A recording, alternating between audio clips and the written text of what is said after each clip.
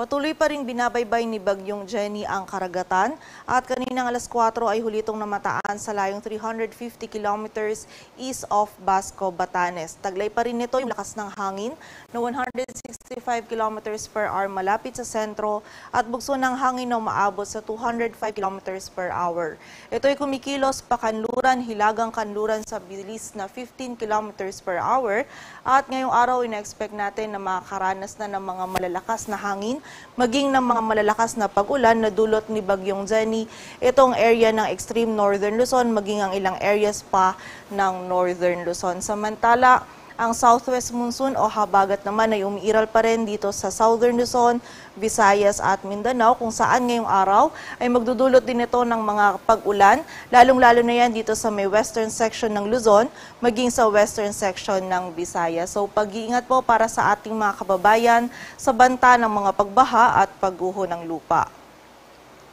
At ayon nga sa ating latest forecast track analysis ni Bagyong Jenny, generally ito ay kikilos pa rin pahilagang kanluran or kanluran-hilagang kanluran hanggang bukas yan ng morning or afternoon. At may kita nga natin dito sa ating latest forecast track analysis na hindi na or mababa na yung tsansa na maglandfall ito sa anumang bahagi ng ating bansa. Ngunit bukas ng Miyerkules, ina-expect natin na ito yung pinakamalapit ni Bagyong Jenny dito sa may area ng extreme northern Luzon kung saan dahil nga din dito sa laki or lawak na sakop ni Bagyong Jenny, ngayon pa lamang ay makakaranas na ng mga malalakas na hangin itong area ng extreme northern Luzon maging itong ilang areas pa ng northern Luzon. And also yung mga malalakas din na pag-ulan ay mararanasan na dito sa area ng Batanes at Babuyan Islands. At ayon sa ating latest analysis, si Bagyong Jenny ay lalabas ng ating area of responsibility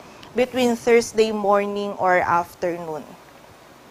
At dahil nga mas papalapit na si Bagyong Jenny dito sa area ng extreme northern Luzon, ay meron pa rin tayo nakataas na wind signal number 2 dito sa area ng Batanes at wind signal number 1 naman dito sa area ng Cagayan kasama ng Babuyan Islands, northern at eastern portions ng Isabela, Apayao, Ilocos Norte, northeastern portion ng Abra, maging sa northern portion ng Kalinga, kung saan yung mga areas na nabanggit po natin na yan ay makakaranas ng mga malalakas na hangin na dulot ni Bagyong Jenny. At itong mga malalakas na hangin na ito ay posibleng magdulot ng mga damages, lalong-lalo na sa structures na gawa sa light material. So pag-ingat po para sa ating mga kababayan.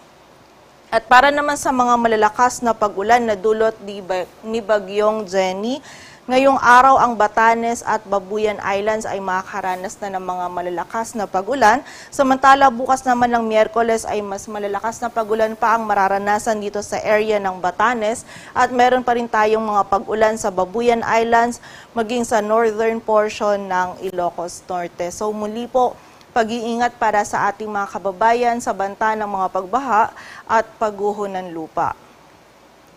At para nga sa magiging lagay ng panahon ngayong araw ng Martes, magiging masungit na panahon ang mararanasan dito sa area ng Batanes at meron din tayong mga pag-ulan at may mga kasamang bugso ng mga malalakas na hangin dito sa Cagayan kasama ng Babuyan Islands, Isabela, Ilocos Norte, Abra, Apayao at Kalinga, dulot pa rin yan ni Bagyong Jenny. Samantala, yung trough or extension naman nito ay magdudulot din ng mga kalat-kalat na pag-ulan dito naman sa area ng Aurora, Quezon, maging sa nalalabing bahagi pa ng Ilocos Region, Cordillera Administrative Region at Cagayan Valley. Samantala, ang southwest monsoon o habagat naman po ngayong araw ay magdudulot din ng mga kalat-kalat na pag-ulan, lalong-lalo na yan dito sa may western section ng Luzon. Partikular na nga po yan dito sa Metro Manila, maging sa nalalabing bahagi pa ng Central Luzon at Calabarzon at sa buong bahagi ng Mimaropa. So ngayong araw po, ang malaking bahagi ng Luzon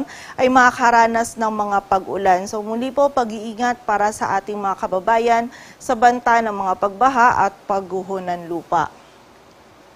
Samantala, dito naman sa bahagi ng Visayas at Mindanao, ang Western Visayas ngayong araw ay makakaranas din ng mga kalat-kalat na pag-ulan, pagkidlat at pagkulog, dulot naman yan ng habagat. At yung nalalabi bahagi ng Visayas at buong bahagi ng Mindanao ay meron pa ring mararanasan ng mga isolated na mga pag-ulan, dulot naman yan ng mga localized thunderstorms. So muli po, pag-iingat pa rin para sa ating mga kababayan sa posibilidad ng mga pagbaha at pagguho ng lupa, and also makipag-ugnayan din po tayo sa ating mga LGU para sa mga aksyon na dapat natin gawin para sa ating kaligtasan.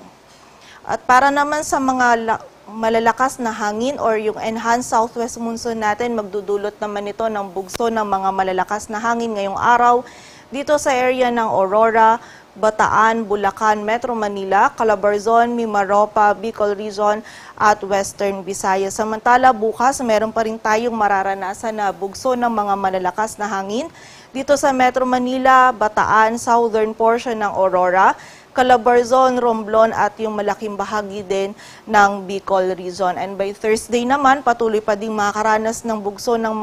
malalakas na hangin ang Romblon, portions ng Calabarzon, maging ang bahagi din ng Bicol Region.